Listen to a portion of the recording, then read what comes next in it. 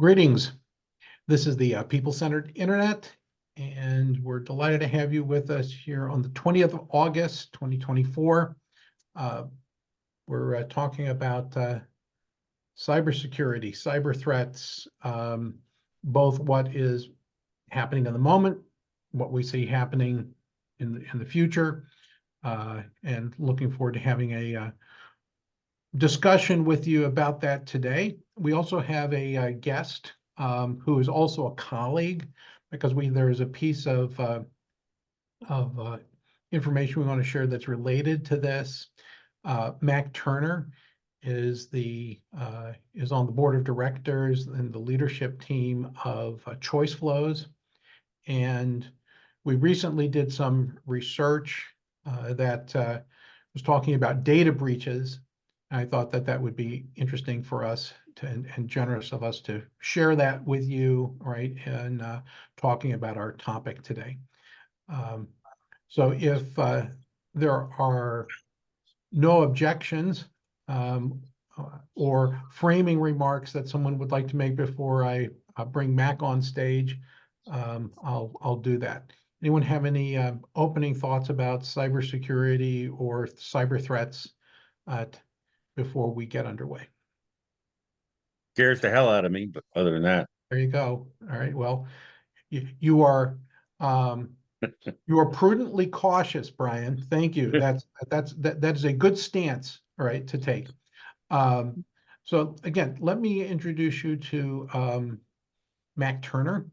I sent the biography of Mack to everyone in advance, and Mack, you have some information that would allow you to kind of frame up what we did. And so I'll ask you to spend just a few minutes on this, and then we'll go to an open discussion.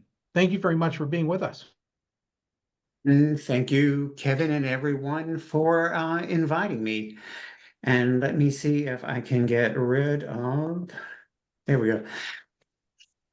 Several weeks ago, the Choiceflows team had a conversation around, well, when you look at the large language models that we are currently working with, and there are more every day, that information is informed by articles, white papers, generally things on the free side of firewalls that we could mine as if it were expert opinion. And we've successfully worked through situations where we looked at what was the buying process of corporate executives when selecting an advisory firm. That laid the foundation for what we have to share with you today, which was, let's look at cybersecurity. Let's see what the general point of view would be if you mined the large language models to understand what the writers, the experts, the people adding thoughts and comments to open social media, to academic white papers, to think tank published papers. What is the current state of thought on this topic? And if I'm going too fast, please stop me. Or if you've got questions, please stop me. Understand, I am not a cybersecurity expert. I am a researcher and analytics leader by trade. But this was the project that really gave us an ability to say this could have taken a year to complete, and we probably completed it in a weekend.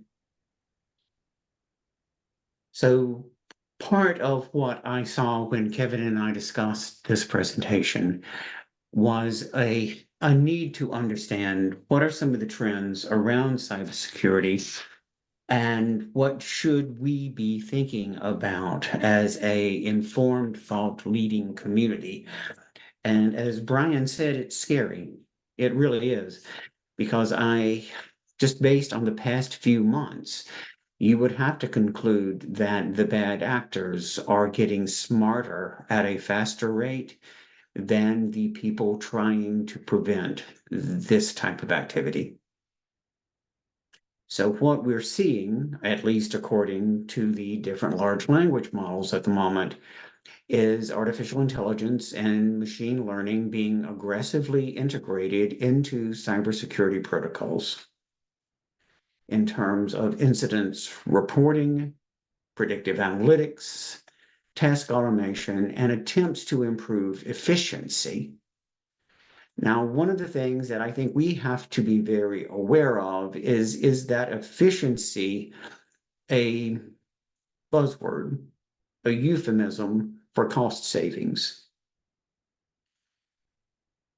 Removing the human from the loop. And one of the recommendations that I saw frequently in doing this work was that you have to keep the subject matter expert, you have to keep the human in the loop, because we just aren't at a place where you can turn this over to a machine and say, okay, you go find all of these issues.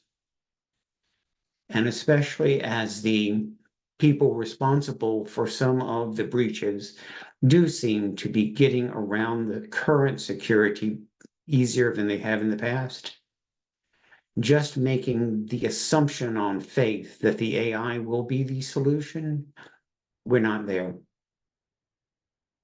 The other trend is zero trust architecture.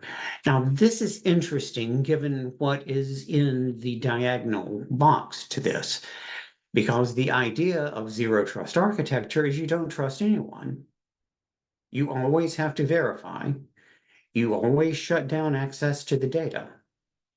But then at the same time, that's counterbalanced with supply chain security. In a moment, we're going to look at some of the major breaches.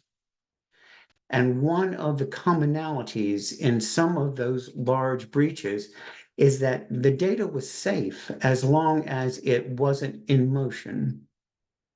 But when the data was in motion is when it was compromised, or when the data sat on servers other than the corporation servers that owned the data, then it was compromised. So thinking through who is making the decision on what third-party suppliers you use and how you evaluate the criteria of their data security is just as important in evaluating your own, especially that it seems to be many of the third-party providers that are actually being compromised. And the final trend that the artificial intelligence data mining brought out was that there just aren't enough people dedicated to making this right. I read separately an article from the World Economic Forum that said by 2030, there will be a need for 85 million data security analysts who currently are not employed. And at the moment, today, this moment, the economy is short 4 million data security analysts.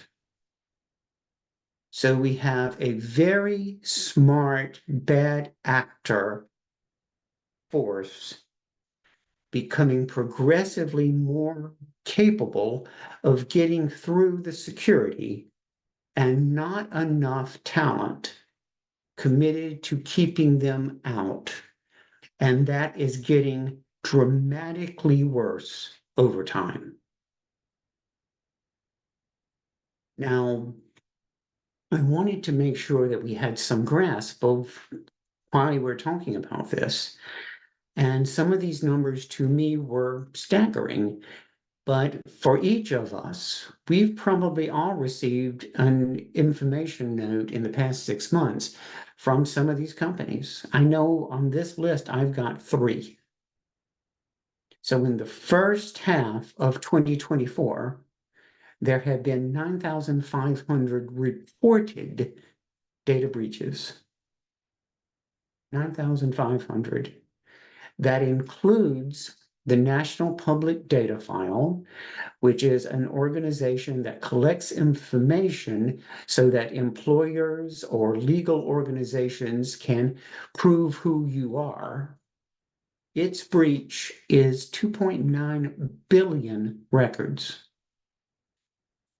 as I understand it, and I could be wrong, but as I understand it, that information was not brought out until there was a lawsuit to make the information public.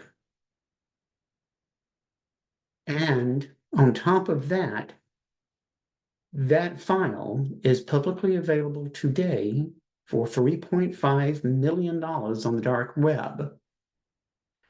So that information, which includes social security numbers and public identifying information, is up for sale on the dark web when we speak. Ticketmaster, United Healthcare, and especially the Change Healthcare, which was storing the data. AT&T's breach was actually a breach of Snowflake.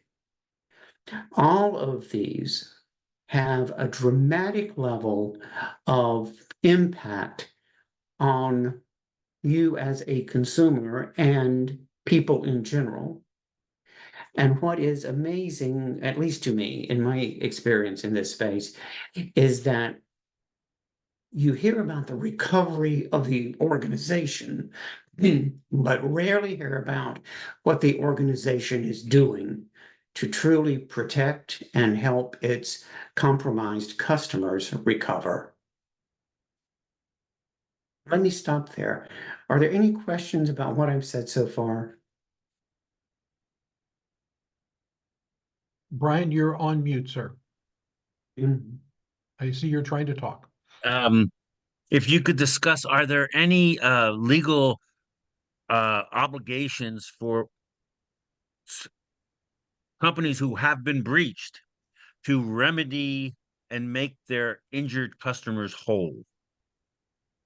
Wonderful question. And I think that's really the crux of the conversation, at least from my point of view. It varies in the United States, it varies by state. Globally, it varies by country and the standing laws. Most of what I am seeing, and please correct me, is that people are being notified almost as a courtesy, rather than from the point of view of, before our meeting, and again, we did this. The whole point of how we did this work was to show how quickly we could pull a very deep and informative analysis together. But what I did in looking at this information, Brian, was I went out and I looked for, okay, what do you do if you were, and let's take the first one, for example, if you were in the national public data breach, what should you do about that? Because your social security number is included. And I know, because I did the research on this, I'm in that database. Many of us are probably in that database. And there's about 15 things that were recommended for you to do to try to protect yourself. And like the intent of your question, I shouldn't have to do that. Yeah. Right. Some of the organizations offer you a subscription for free for a period of time to a credit monitoring service, for instance, or some, kind of dark web monitoring, service. I'm not, that is a remedy, again, is only an inch forward, because it's still, if you, detect something going on, it's still your responsibility to do something about it, as opposed to the company, right? So it's a nice gesture, but it's basically, hey, we created a problem, we've been breached, and we're alerting you because now it's your problem. Yeah. And, Right. and that's exactly right. And the severity of this, especially in these situations where they have your social, and they can, and see, this is what's interesting to me. When you look at some of the information that were in some of these breaches, such as the AT&T breach, which would tell someone where you were. And again, the national public data breach is out on the dark web, someone's trying to sell it. But if you took the national public data and the AT&T data and the United Healthcare data and merged those files together and ran it through a sophisticated artificial intelligence algorithm, you might be able to be cloned. Yeah. And that's an interesting, not really science fiction anymore point of view. And I don't mean physically cloned, but you as a entity, information entity, could be cloned. Brian, did that help? Did that answer your question? Yes, 'Cause, very. Thank you, Mark. Mac. I'm going to, Yeah. are there more? Okay, I was going to ask if there are more charts. I was going to take it. yeah, and I will hit these quickly because I know you want to talk Well, about this. I also want to point out something about Mack's background, right? You'll notice that there are no, what I'll generally refer to as financial or banking institutions on that list. There is a degree of architectural lockdown that is partially driven historically and another driven by regulatory, frameworks that, generally you do not see those kinds of breaches taking place with those types of institutions. And I simply point that out because the places like healthcare, where we care about, patient and so on and so forth, have something to learn from the banking and financial, world, right? So I'll just stop there, right? And that's so true. And other places where the data defines the credibility of the organization. Mhm. And one of my concerns is that firms will talk that, oh, we are completely secure, we're dedicated to this. But if someone were to go to not the data security executive, but to a finance executive and say, look, how much money you'll save if you store your customer data over on our solution. And you don't really have a way of auditing that solution the way you would audit your own solution. Then thinking through, and this is actually discussed on this slide, thinking through the intricacies and the complexities of the different roles and who should be in charge of making the decisions that impact the safety of your customers' information needs to have much deeper. So I asked the artificial intelligence to tell me what were the critical learnings from all the work we did, what were the pain points that an executive should be feeling, and excuse the graphic presentation of this slide. It looks better on my computer than it looks on the screen, but the critical learnings really were that preparation is essential. That sounds cliche, but I am not really sure that that's happening to the level it should be. That cross-functional collaboration is a necessity. So if someone feels, oh, the IT department is taking care of this, or worse, the PR department is taking care of this, and they're not collaborating and have a cohesive strategy, then that's a recipe for failure. Rapid response, of course, is critical. Terms like zero-day response, which means you didn't know it until after someone told you about it, is not acceptable.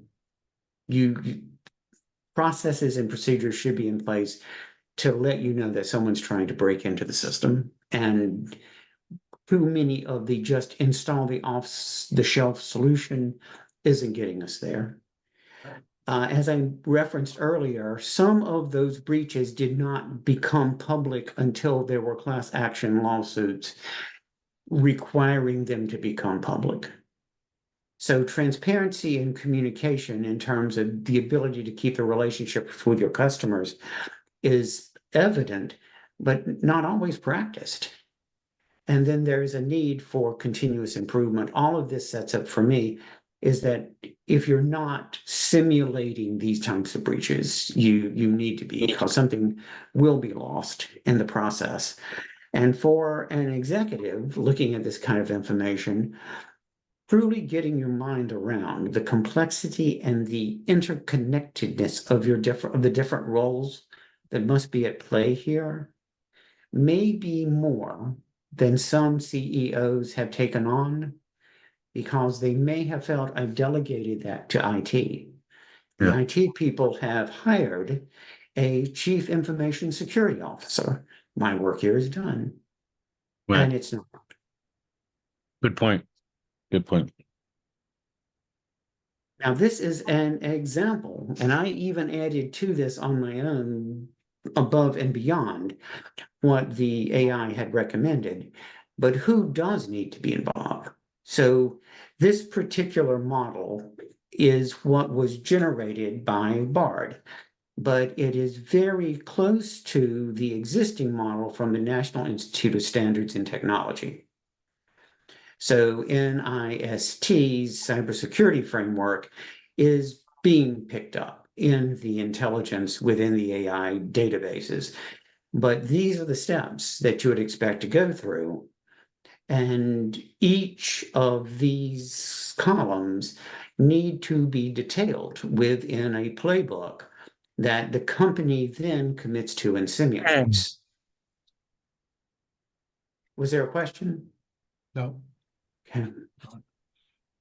Now, something just for my own curiosity, I asked it to generate a sample of countries and tell me what the current set of protection laws are for those countries, what the notification rules were, whether there was legal enforcement, and to Brian's point, and then what the AI came back with, which was interesting to me, was that it also said, all of these things may be true, but they happen through a cultural filter or a cultural lens. So if you are in a culture in which privacy is a fundamental cultural value, then the overall response will be different than if you were in a culture in which corporate reputation is more prevalent than individual privacy. So there is no, Brian, individual standard. You can see GDPR in Europe, and a lot of US current laws are kind of shaped around GDPR, like California privacy, but there's no real one standard. And finally, there's a lot of literature on this particular issue impacting marginalized and underserved communities more than the broader consumer communities, because there will be over time a cost. Did you buy the data security software? Did you know how to install it? Was it running correctly? Did you have the add-ons like something like LifeLock that runs data on your information and notifies you if something gets strange? There may be a lack of digital literacy. Frequently underserved communities are the target for exploitation. None of this tends to be free. There are infrastructure biases, and sometimes there are systemic biases. The creators of some of the protection software don't have communities in mind when they build and sell their products. So I know this was quick. I appreciate you being a great audience. Are there any other questions? Matt, could you go back to the slide, the previous slide that listed how comfortable are you? Where are the gaps here? Well, this was just meant to be a sample. And there needs to be more in the Mideast. There needs to be more views in Africa. There needs to be more views in other types of cultures and state structures. So I would say that to expand this is to just add more regions to it, more countries to it, and then build this into a database so that it can be sorted and analyzed by things like underlying cultural values as well as state governance structures. The big things for me is when GDPR was implemented, each country felt it had to come up with almost its own version of GDPR. So there is a German GDPR, there is a Belgian GDPR, and that kind of minute differences in how these fundamentals are implemented could be part of the issue. And I am no longer sharing, but Do you want to, did I take it off too soon? Mac, did you want to share something? Kevin, let me go back to where we were real quick, just to No, go ahead. follow up on the question.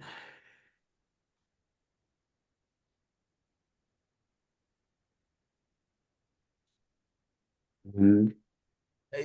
This is Doug Houlihan. Unfortunately, I have to leave in a couple Yeah. minutes for another call, but great presentation. One comment when I look at this issue is, the people who loan money, right? And who, it's like, okay, if someone cloned me and someone does something bad, with my information, it shouldn't be my obligation to, if money was lent badly, I should have no obligation to do anything with that. It's the person who gave the money away. If, I just should be able to click on a box that says, this is not me. And unless you can prove it's me, you need to go to the person who did the cloning and fix the problem, because, it's not me. Right. And of course, now there could be, if there's a disagreement, that would be a different area, but I think that would fix it, right? Put the onus not on the individual to fix the problem, but the people who are loaning money and issuing credit cards and doing whatever. They should be the people that have all the responsibility to make sure the problem is fixed. That's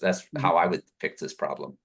And for me, I think the legal consequences are not consistent enough or severe enough. And I as a consumer don't have enough intrinsic power to tell a large bank that this is your problem, and the bank say, no, it's not my problem, it's your problem. Go fill out these forms. You should have had Norton or McAfee or something. All of that to me is passing the buck. At the end of the day, to Brian's original point, there need to be more laws and regulations that tell you how this is to be dealt with and who is accountable for what.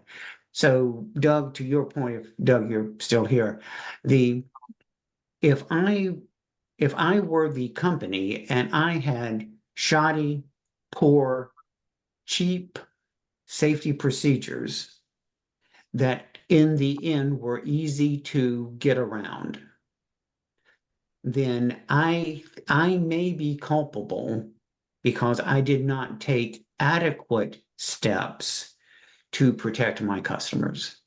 And I want to think there needs to be some regulation and legal consistent guideline around how to deal with it. So you came back to this chart, Mac. What point did you want to make here? Just again, this was where the question had come up of where were the gaps? And my point is, this is just a sample, and there are, I'm sure, many gaps. And if we took a broader view of them, we could document it. And I will stop sharing, Kevin, and I'll let you take control back. Okay. And I might point out that, the other interesting dynamic between culture and, legal frameworks is that in many cases, you end up not needing a regulatory framework or a law if the cultural mores, right, cause the general population to act in ways that are helpful to each other or positive, right? It's only when you have, enough instances of bad actor behavior that you start to need laws and regulation, right? And it's just really interesting that, almost, all the laws on the books came because of misbehavior, And what's really interesting and disturbing to me, and different people are going to feel differently, but these are becoming so common, and you get the little form letter so frequently, that are you getting angrier and demanding something be done, or are you just becoming numb? Yeah, that's a good point. I think that's a No, I have a part of comment. that. So Ben, your hand is up, and then we'll go to who was it's Brian. Okay, we'll go to you after Ben. Brian, Ben, jump in. Yeah, I was just reflecting on the issue, the complexity and context of the different regulations around the world, and is something that we need AI to tolerate the complexity and give us the contextual difference.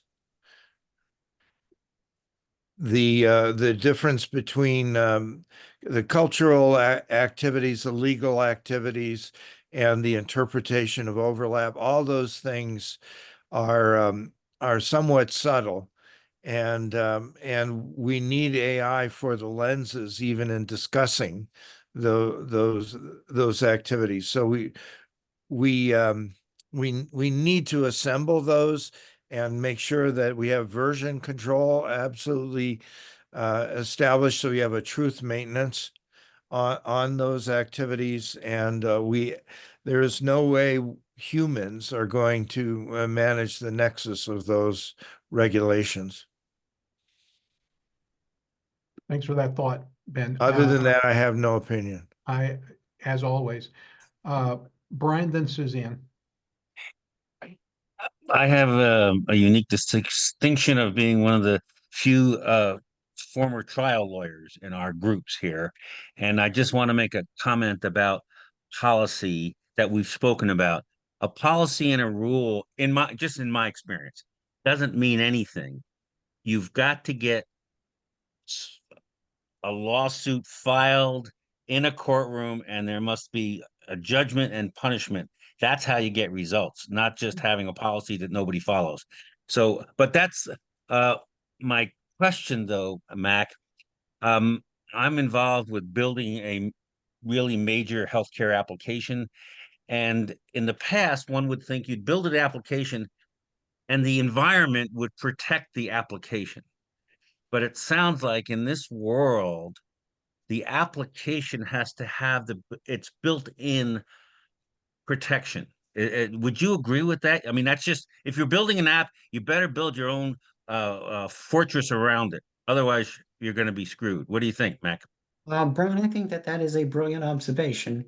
And I do agree that it's case law that is going to drive this forward. And there are some class action lawsuits in some of the breaches that I pointed out. Now, will they go far enough? I don't know.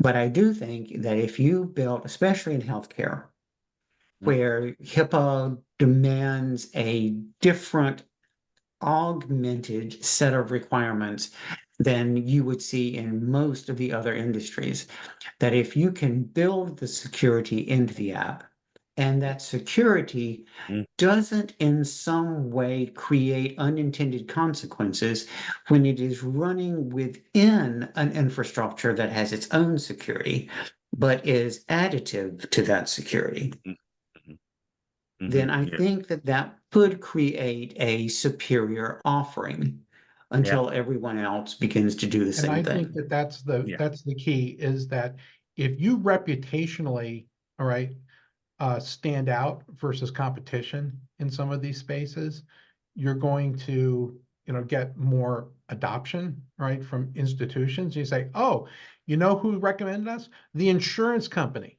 because, they don't have to pay out, right, for some reason. So there's some things that are virtuous that can happen in this space. Suzanne, you got to catch a plane. Jump Yeah. in, ask your question. Well, Ben actually stole my thunder. I mean, my my comment was exactly right in line. But Mac, a question for you. You mentioned that, giving it completely over to AI, it might not be a good idea because somebody could have, trained it to do bad things. But I mean, maybe on a federal level or for global standards through NIST, that maybe there could be an AI that could help, especially startups and small businesses. What do you think? Do you see AI though as being a supportive arm? So I see that AI, well, let me back up, because a lot of people are using that term and now are inserting standard data analytical practices that have existed since the Second World War and calling it artificial intelligence. So I'm thinking about the current generation of much deeper, much faster response tools. And I do see that AI is part of the solution.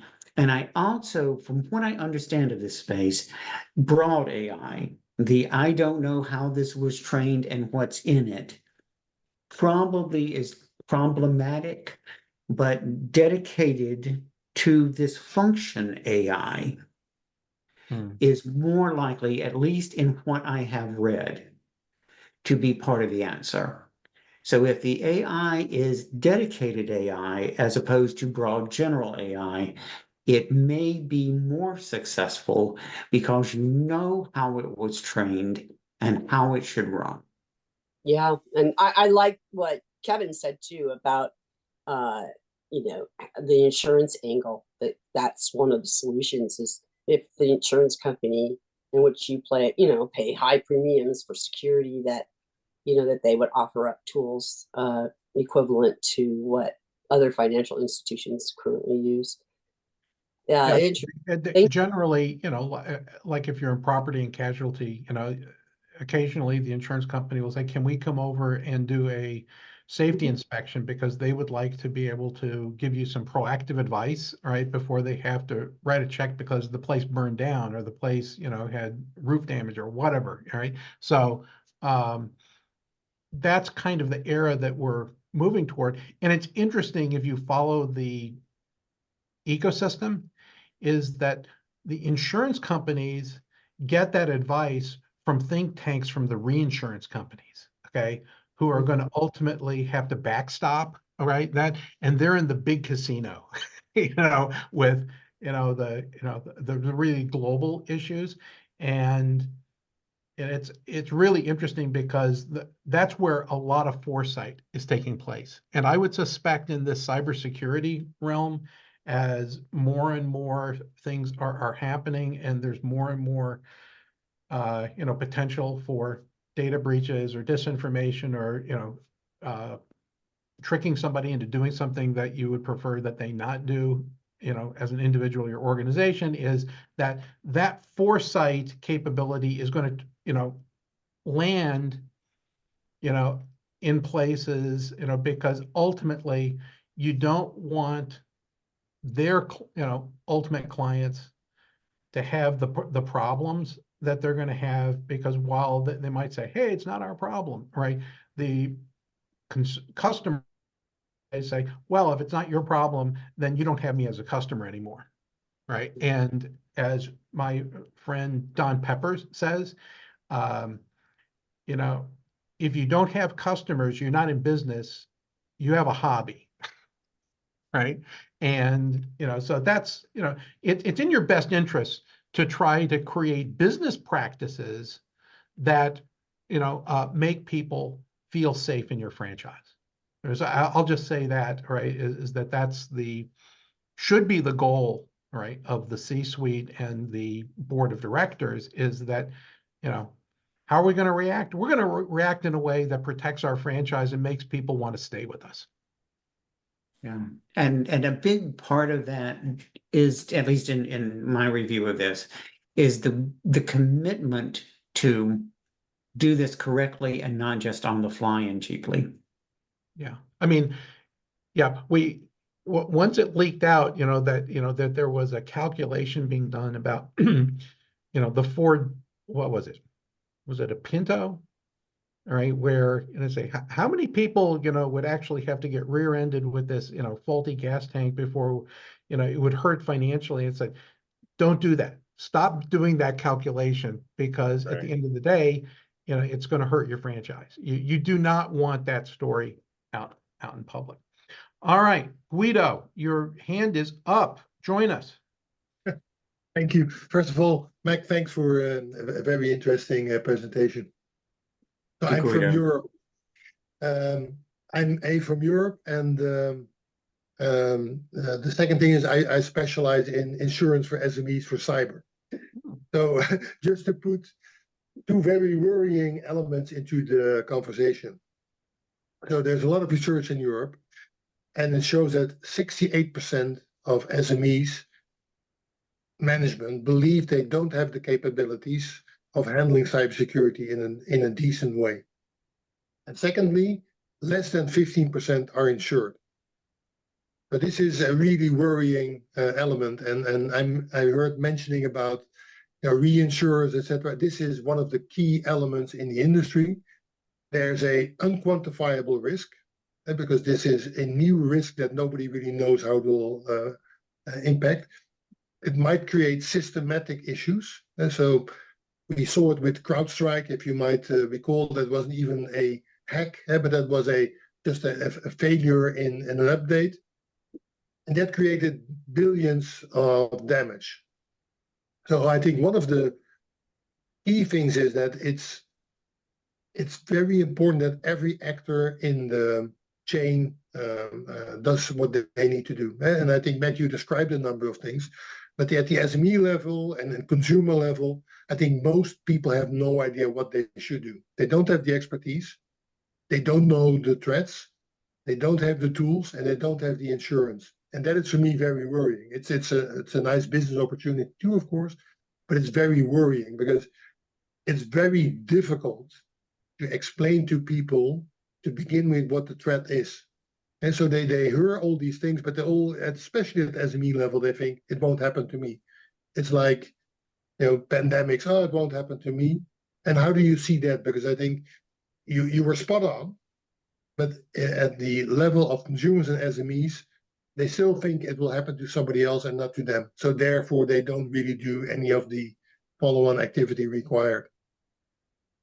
I think that that's right. I also think that there is, and as worrying, at least to me, is this happens to everyone, just get over it and move on, without really saying what should we be doing as a society and as a structure of institutions to prevent it from happening and to ensure that those people who are least able, and I think every single customer is in that box, least able to affect a positive response, a positive outcome, are protected. So if I were compromised, and I was compromised in at least 3 of the ones that I showed, yes, to Kevin's point, I can tell the credit bureaus to shut down my report, but I have to go through another process to tell the Social Security Bureau, I may need special protection from you. Now, if there were 2.9 billion people compromised in that national public data breach, then the infrastructure burden, if every one of them tried to solve their own problem, is astronomical. And it would be, at least in my thinking, better to have an institution solve that on the behalf of those that are victims than each of the victims needing to try to solve it themselves. Can I ask you a follow-on question there, Mark? Because I think this is, for us Europeans, very interesting if you look at the US. you have class action suits. We have them too, but they are very small compared to you. If you see the numbers you mentioned, all of these businesses would be completely out of business if they would get a lawsuit, right? Because they would never be able to afford, and nobody would insure them at that kind of level because it's just, mind-boggling the amount of money it would be. But yes, yeah, and maybe, and going back to Brian's point, maybe some really dramatic case law examples of multi-billion-dollar settlements would be inspiration enough to try to put in an adequate set of protections.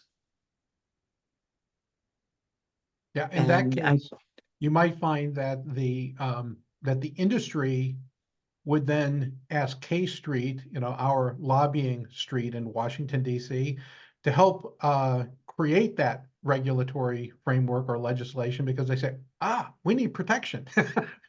All right, we need everybody to start behaving. So please regulate us. Which, by the way, we've heard that from some of the AI people. Right? Please regulate us. Save us from ourselves and the pace at which we are innovating. Guido, everything you said are just excellent points. Mhm. And you brought up the strike situation. That wasn't a hack. That was bad management. Yeah. Right, So- and the damage is so big.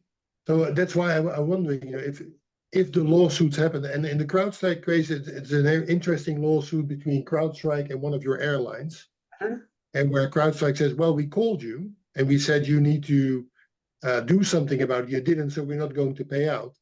And then the insurance company said, well, so my worry is that if you have these big lawsuits, everybody will get more into small details. Everybody will make sure their lobbying efforts will make sure that they will be exempt for some kind of reason. And the insecurity increases. And I think one of for me, the big questions is, if that is such and it's accumulating, you showed 6 months in 24, and it's moving up quite dramatically. So how do you see that developing, Mac? Because everything you mentioned will take years to implement, right? Policies, et cetera, et cetera. Yeah, we have great questions. And like Kevin was saying, I do think there is, and I don't hear it. I don't hear that conversation. Maybe it's happening in committee. Maybe it's happening among some lobbyists. But the need globally, because these are cross-border issues. These aren't limited to a country-specific issue. The need globally for this is how we're going to handle it, both in terms of all the victims, as well as the punishments for those involved, needs to be sped up and thought through. Because from what I am seeing at the moment, this is getting worse at a rapid rate. Guido, Thank you. thank you Brian. for those thoughts. Really appreciate it. Just a footnote. If you look at American history, back in the 1920s, bank robbing was a really good business, particularly out in the West. And over time, the banks got stronger, the FBI got stronger, the bad guys got caught. It took that much time. I wouldn't be surprised, ladies and gentlemen, if this is not what we're facing. Just the next era is data security is getting to be so intolerable that everybody's going to get up in arms and do stuff about it. That's my 2 cents Yeah. from history, because Yeah. it's history. It's a human history. Yeah. Got to get that bad first. Yeah. There were some comments in the chat from Rob O'Keefe. Rob, I see you're still with us. Would you like to join the conversation? Yeah, I'm here. I'm not sure if I have anything to jump in on, but I think I hear some talks about regulation being the answer, and I think we have a lot of regulation, and the regulation is sometimes worse than the cure, or the cure is worse than the disease. So I'm a little I don't know hesitant. that we're making any recommendations. We're only making No, observations. I'm about, just you giving know, my sequencing. opinion on that. Yeah, Yeah, of course. Yeah. yeah. And I hear a lot about, oh, let's put in some type of governance.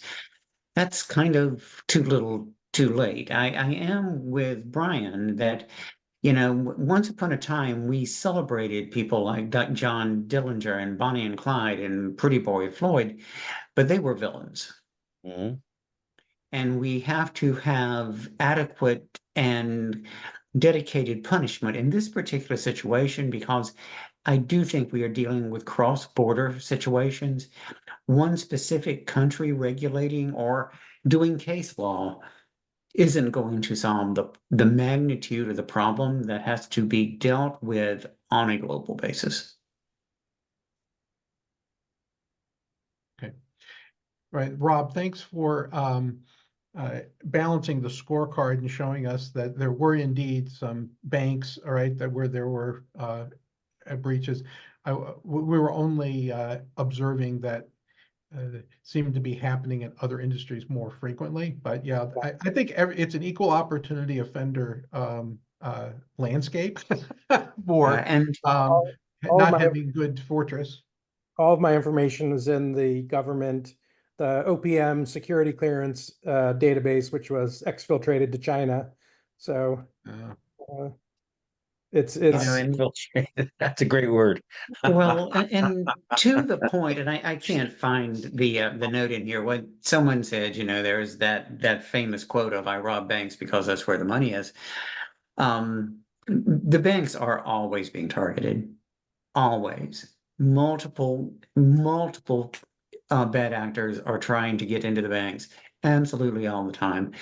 And Rob, one of the things that I think would be interesting, I don't know this, but would be interesting, is to look at how many of those breaches occurred within the walls of the bank itself versus occurred when the bank, for whatever reason, stored its data with a third party somewhere else.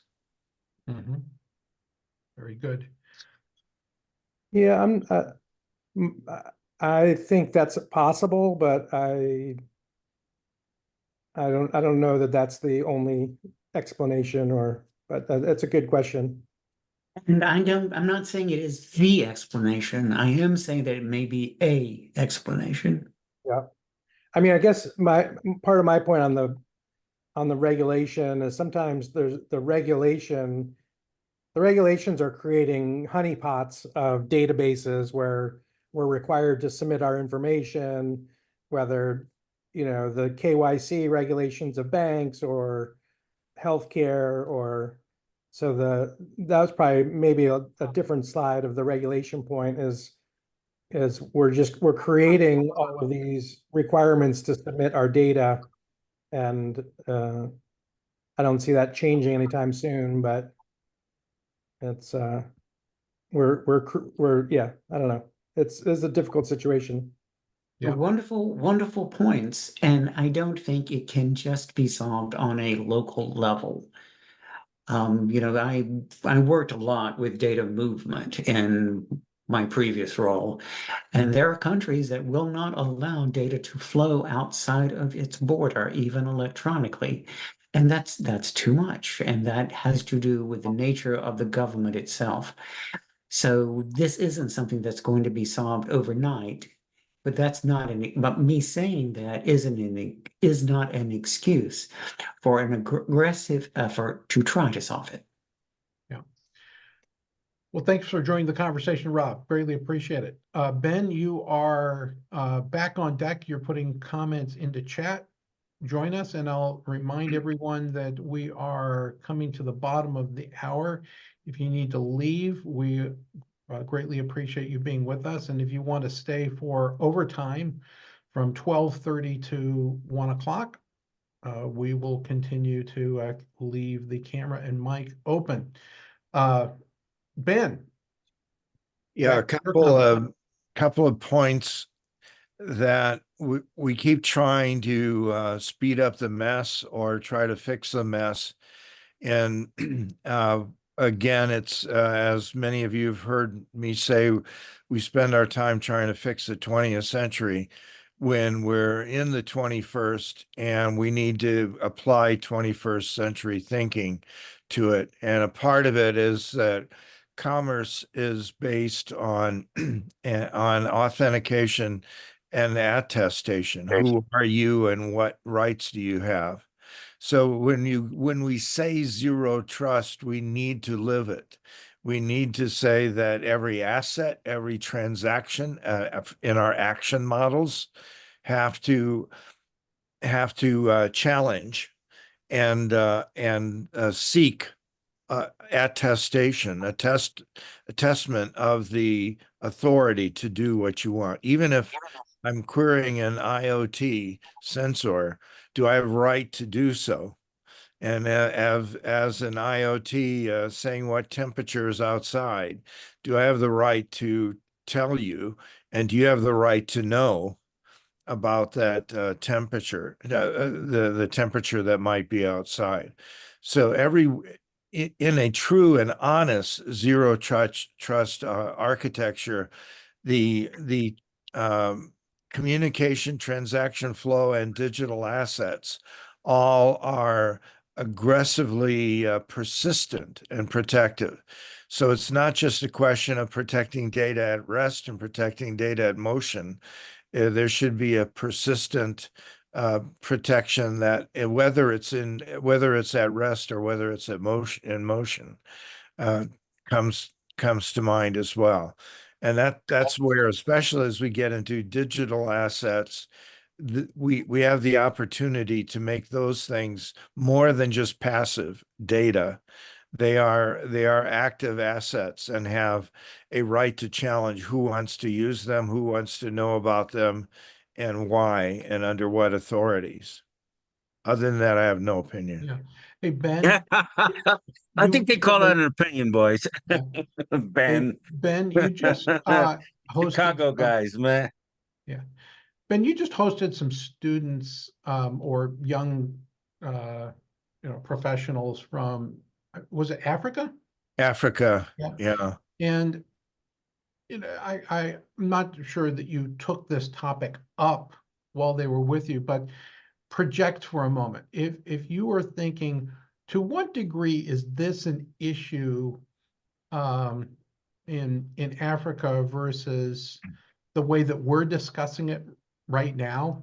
Do you think that there's a comparability, or do you think that there's more difference in perception about this kind of cybersecurity issue?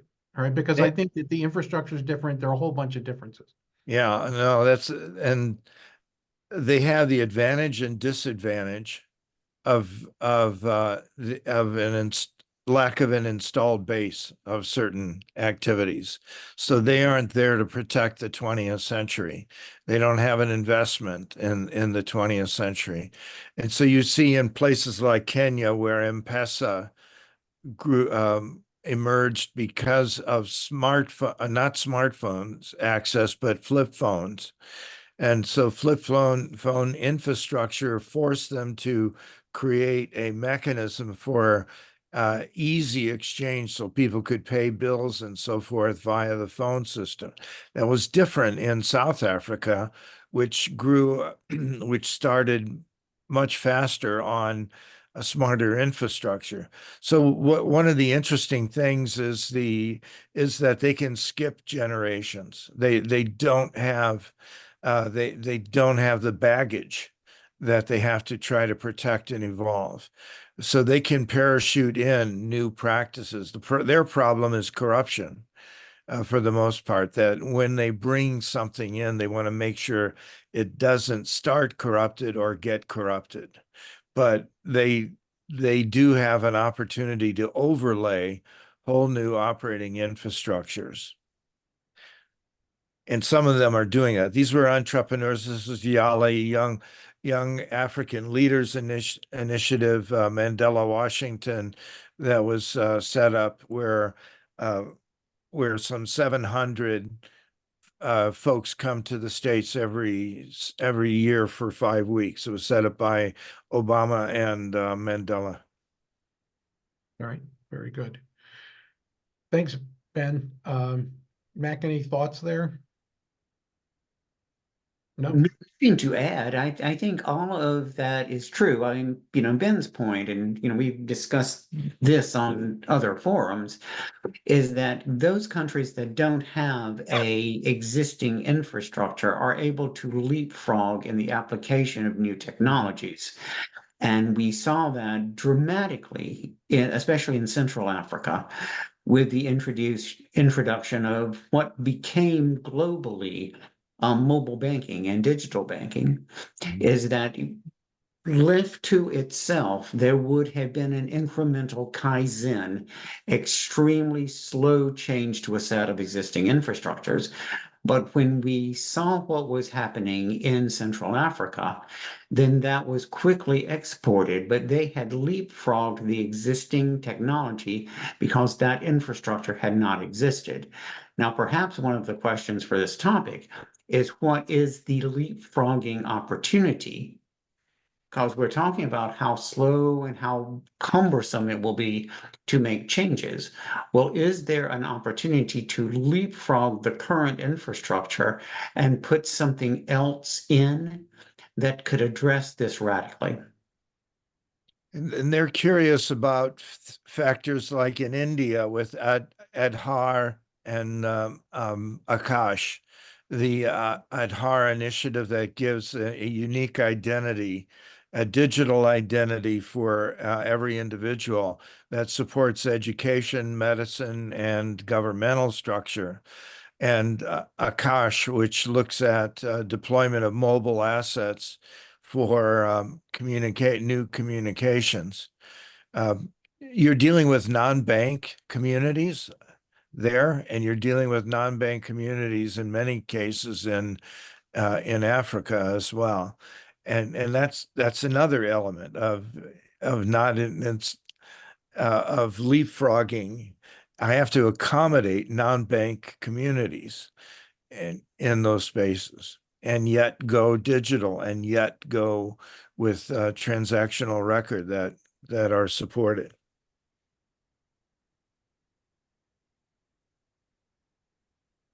100%, Ben. So thank you for sharing that, and it might reflect that some of the things that started in Africa, we're actually importing and now using here. All right, so the technology transfer works both ways. It's good. We have some folks that we have not heard from. I see Mike Nelson on with us. Mike, any thoughts, comments about what we're discussing today? One quick question with an it's impossible to answer. The whole issue of cybersecurity is made more difficult by the fact that there are governments that don't want systems to be all that secure. Obviously, our surveillance agencies are in the business of finding bugs and not revealing them and exploiting them often for years. One of the worst things that came out of the Snowden revelations was that NSA had convinced the National Institute of Standards and Technology to promulgate a standard for random number generation, which wasn't really random, which made it easier to break certain codes, certain types of encryption, particularly ones used by governments. What's your opinion on this? I mean, are we at the right place now where governments are making the right choice to balance the need for surveillance versus the need for cybersecurity, or should we blow this all up and really just focus entirely on making systems work and exposing those governments that are undermining our security for national security and surveillance purposes? And Mike, if you're asking me, and thank you for the out, it is an impossible to answer question, and I'm sure will generate rich and great debate. But I do think that if you take this down to the individual person level, and I am avoiding the word consumer because it's not just a marketing issue, if enough of those people become angry, I do believe change could be possible. That's not going to say that our intelligence organizations won't find ways to continue to do their jobs. But I think that if each of us is inconvenienced and compromised to the point that we make this a mass issue, that it can be affected. Okay. You're on mute, sir. I don't see any national leaders making this an issue. It's not a campaign issue in any country that I've seen. The closest I've seen is South Korea, where there was a pretty heated debate about why digital authentication wasn't done properly. But this broader question of why don't we make security of individuals priority number one rather than number two or number three, behind the needs of governments to snoop on their adversaries and their own citizens? And it's one of those wonderful questions, if you think back to when we used to use the word paradigm, the old paradigm, and this is to Ben's point on 20th century thinking, the old paradigm dealt with most of the problems until it didn't. Mhm. And then there was What? a need for that paradigm to shift. And we may be at that paradigm shift point. But to the other conversation on leapfrogging technologies, perhaps the current technology just isn't there, and it is waiting for that solution that can leapfrog it. Yeah, I mean, it's not, I see your hand, Brian. It's not an either or, right? It's kind of a both and, right? And they're in dynamic tension with each other, right? So we're probably always going to be dealing with this as a signal detection theory problem. Is it a bird or an ICBM coming in? And how should we be inspecting the object? All right, Brian, your hand was up. Jump in. I believe that we could be on the verge of thermonuclear war when it comes to the subject of who was elected a president next month or so. Yeah. That could be the thing that breaks the back and gets people really talking about security. Because if that doesn't get people riled up, I don't know what will. Okay. One thing that thanks for bringing that up. All right. From time to time, I have to remind, we don't discuss politics on Right, this, yeah, but I yeah. just wanted to make sure that, Yeah, no, my question we're was stepping right technology. up to the line, and I just wanted to Yeah, no, I'm talking technology. I'm talking 100%. No, I just wanted to be how to vote. clear. That's not why we're here. Rob, you turned There's your questions- camera on, buddy. There's questions on both sides, Kevin. Yeah, 100%. No, I know that. Just a little joke. I also have to police language sometimes because people, get salt. And I say these recordings, we hope will be available to college and high school students in the future as, frames of reference. And they lose teaching material value, when we swear on these calls. So we need to be careful. Oops. Oh, I thought this No, no, I thought this was just for the old guys. Sorry. No, it's not. Okay. I wanted to see if we have other folks who haven't had an opportunity to participate. I see Kimberly, Samantha, Anna. Anybody want to jump in? Join us? Jaeger? Okay, I'm not having any takers. So with no takers, let's start to wrap up then.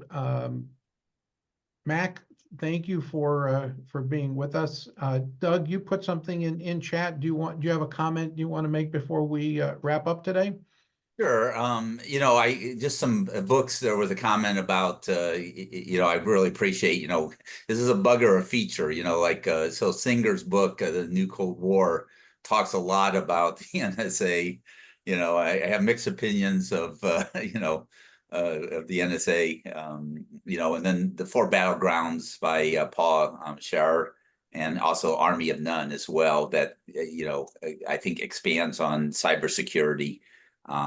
You know, one comment, and trying not to be political, but just look at, you know, how much of risk are we at nuclear war, right? This new Cold War, you know, and, you know, how can artificial intelligence and AI and, you know, cybersecurity play a role to keep us safer versus make it more dangerous world.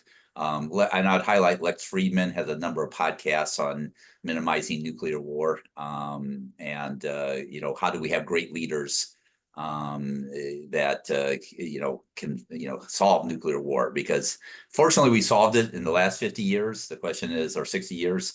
The question is, will we what will the next 20 years bring? And you know, so not to be political, but, you know, we need great leaders to navigate this very difficult time of AI, and also policies around these great challenges we have, and one of them being cybersecurity. Yeah, I mean, we could be moving from the era of mutually assured destructions to mutually assured deception. Right. Okay, Ben. Yeah. Your camera back on, you can. Oh, I'm sorry. Just a couple of quick comments. The expect over the next 80 days, an extraordinary number of deep fakes, amateurs, but nonetheless, but still will be resonate with folks. So that's going to be an intensive activity now, because we aren't going to have time for effective filters nor trust in the filters in doing so.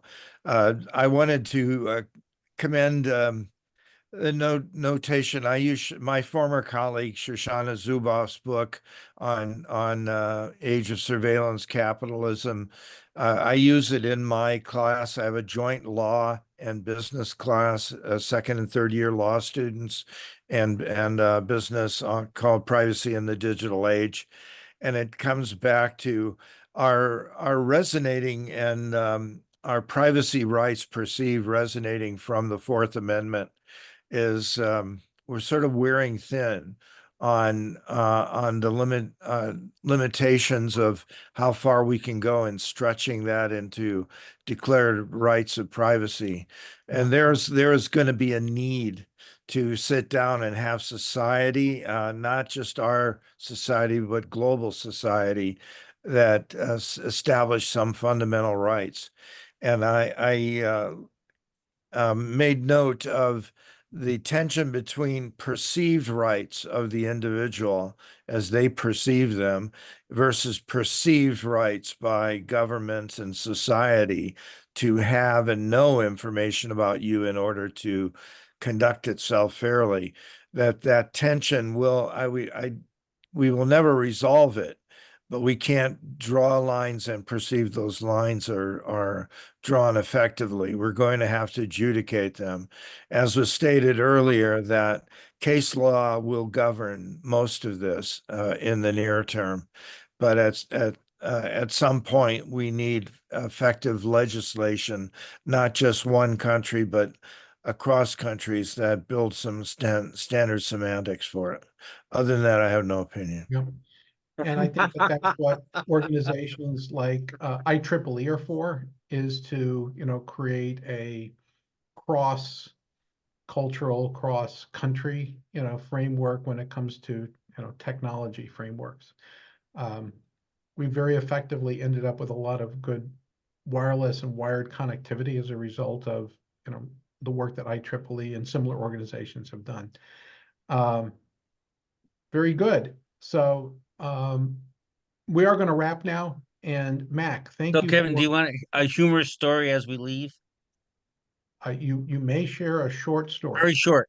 It took me about 3 or 4 PCI meetings before I could figure out why it was always snowing in Atlanta. I'm going to leave you with all that to figure out. Okay, very good. Why is it It's more of a snowing in riddle than a Atlanta? story, but that's okay. It's a shallow fake, not a deep fake. Emory University, I give you a hint. I got it. I got it. Okay, that's it. And Mac, again, thank you for being with us today and sharing what we discovered in Choiceflows about data breaches in the context of this cybersecurity conversation. I mean, it's clearly interesting. It kind of goes back to the, here where we ended was a call that we had with a gentleman named Sean Coe, or ESCO, talking about proof of reception technology and him wanting to bring this so that people could more readily own their data and decide where it's going to go and how it would get monetized. That was just one way of using that. And I think that right now we're only in virgin territory in terms of people being able to do that, right? It's usually been the institutional decision that drove what the individual could or could not do, and or the choices were limited, as we saw in the Disney case, that, oh, you had a free trial of Disney Plus a few years back. Okay, so that end user license agreement now controls, what happened to your wife at our restaurant. Okay, oops. So actually they just backed down on that in the last 24 hours. But the point is, we have a lot of things. So Mac, it's your stage to close us up today.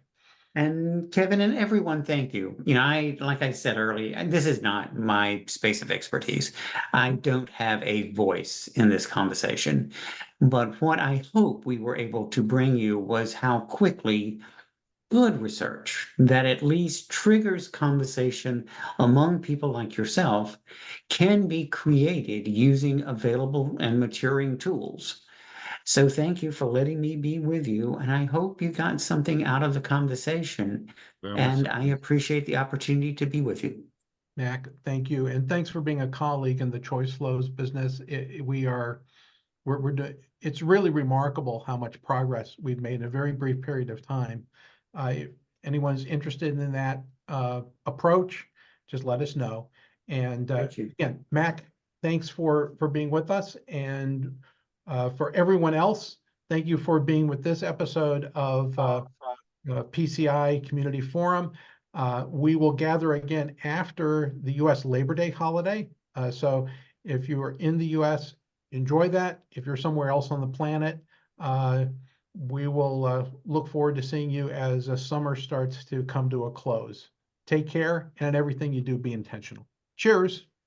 Thank you.